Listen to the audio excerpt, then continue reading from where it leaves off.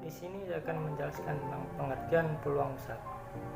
Peluang usaha itu terdiri dari dua kata, yaitu peluang dan usaha. Peluang dapat diartikan sebagai kesempatan atau kesempatan yang datang di waktu tertentu. Sedangkan usaha adalah upaya yang kita lakukan untuk mendapatkan yang kita inginkan. Jadi secara etimologi, peluang usaha itu sebuah kesempatan yang dapat dimanfaatkan untuk mendapatkan yang kita inginkan atau mendapatkan suatu keuntungan.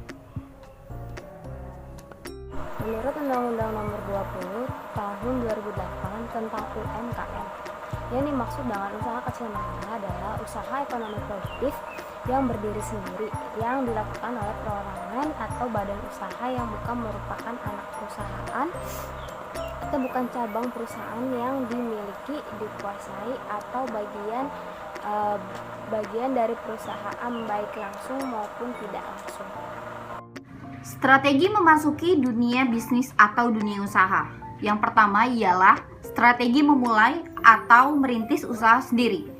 Untuk membuka usaha sendiri, pertama-tama kita harus belajar dari pengalaman orang lain.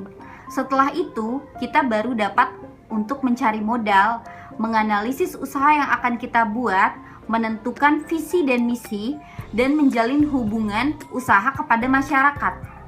Yang kedua ialah strategi membeli perusahaan yang sudah didirikan. Memiliki perusahaan baru sedikit resikonya, karena kemungkinan gagal lebih kecil.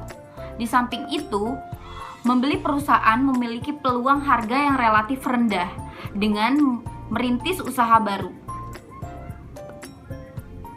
Namun, membeli perusahaan yang sudah ada mengandung kerugian permasalahan baik internal maupun eksternal. Tentunya kita harus dapat menganalisa kedua hal tersebut. Kerjasama manajemen yang biasa berkembang dalam perusahaan eceran. Licensing adalah suatu persetujuan lisensi menurut hukum antara perusahaan pabrik penyelenggara dengan penyalur atau perusahaan lainnya. Contohnya itu seperti KFC, McDonald, Coca-Cola, dan Pizza Hut.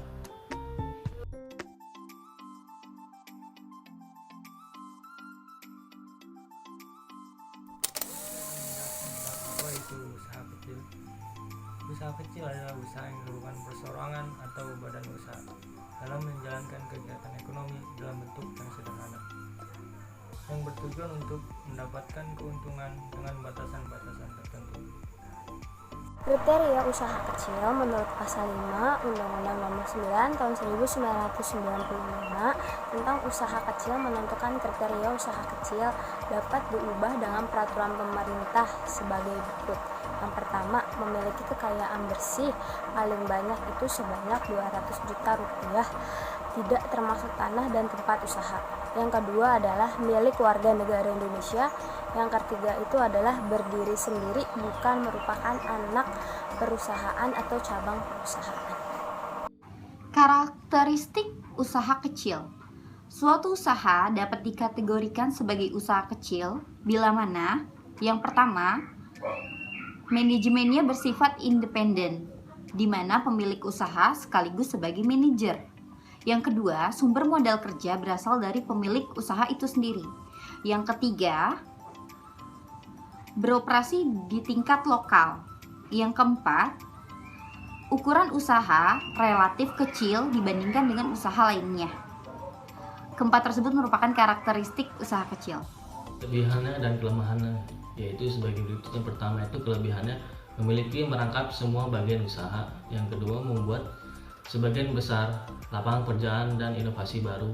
Yang ketiga, bebas menentukan harga produk jasa. Yang keempat, menentukan produk dengan sederhana.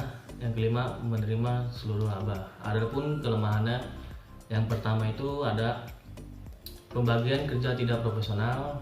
Yang kedua, tidak mengetahui secara tempat beberapa kebutuhan modal kerja. Ketiga, sering terjadi mismanagement.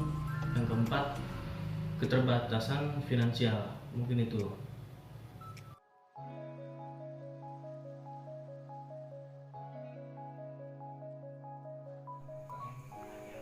Menurut Webster dan Oxford English Dictionary, kata empower atau pemberdayaan mengandung dua pengertian.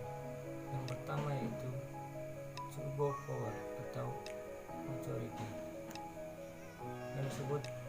kekuasaan. Dan yang kedua adalah to ability atau enable, usaha untuk memberi kemampuan atau memberdayakan. Dari pengertian dua di atas, ada berbagai macam konsep. Kita kenal ada 3 macam konsep. Konsep yang pertama yaitu pemberdayaan konformis atau yang kita kenal dengan konsep daun dan ranting. Mengubah mental masyarakat tunadaya dan pemberian santunan seperti misalnya pemberdayaan modal, pembangunan sarana dan prasarana, dan sarana pendidikan. Konsep kedua adalah konsep datang atau pemberdayaan reformis, yang artinya secara umum tatanan sosial, ekonomi, politik, dan budaya sudah tidak ada masalah. Oleh sebab itu, pemberdayaan gaya ini adalah pengubah dari top down menjadi bottom up sambil mengembangkan sumber daya manusia dan menguatkan keberagaman atau kelembagaan dan sejenisnya. Konsep ketiga yaitu akar atau pemberdayaan struktural. Tidak adanya masyarakat disebabkan oleh struktur politik, ekonomi, dan sosial budaya. Perkembangan UMKM. Perkembangan usaha mikro, kecil, dan menengah, dan koperasi memiliki potensi yang sangat besar dalam meningkatkan taraf hidup. Hal ini ditunjukkan oleh keberadaan UMKM dan koperasi yang telah mencerminkan wujud nyata kehidupan sosial dan ekonomi.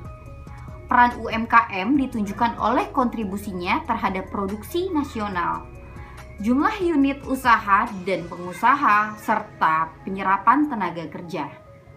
Jumlah UMKM dapat menyerap sebanyak atau sehingga 79 juta atau 99,5%, meliputi usaha mikro kecil 70,3 juta tenaga kerja dan usaha menengah sebanyak 8,7 juta. UMKM sangat berperan besar dalam penyediaan lapangan kerja. Permasalahan UMKM dalam hal perkembangan suatu usaha, pasti ada suatu permasalahan yang timbul. Di sini, saya akan membahas permasalahan UMKM. Yang pertama ialah rendahnya produktivitas. Yang kedua ialah terbatasnya akses UMKM kepada sumber daya produktif. Yang ketiga, masih rendahnya kualitas, kelembagaan, dan organisasi koperasi. Yang keempat, tertinggalnya kinerja dan kurang baiknya citra koperasi. Yang kelima, kurang kondusifnya iklim suatu usaha.